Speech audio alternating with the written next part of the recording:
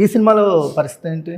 ఈ సినిమాలో first Suhas combination నాకు ఫుల్ స్టార్టింగ్ నుంచి ఎండింగ్ వరకు మా ఇద్దరి మధ్య వచ్చేటి అదిరిపోతాయి.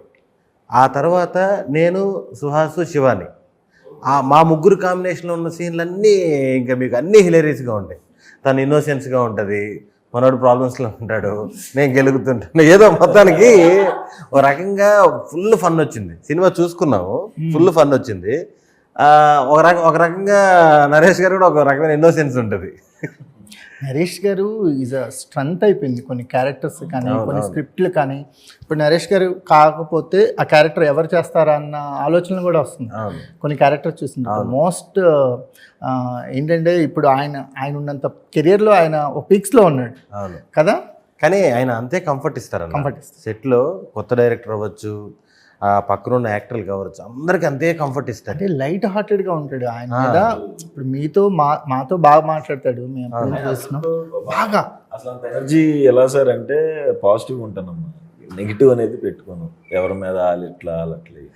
ఆయన ఇంటి దగ్గర నుంచి భోజనం గ్యారెంటీగా టేస్ట్ చేస్తుంటారు కదా అందరూ, ఎవ్రీడే.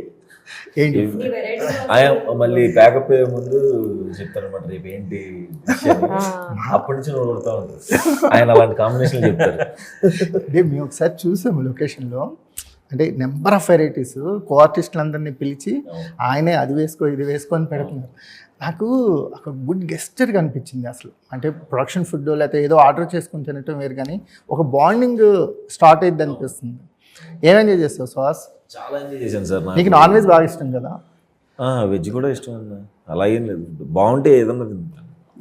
ఏం ఎంజాయ్ చేస్తావు? ఎక్కడ అసలు ఒక్క మాట కరెక్ట్గా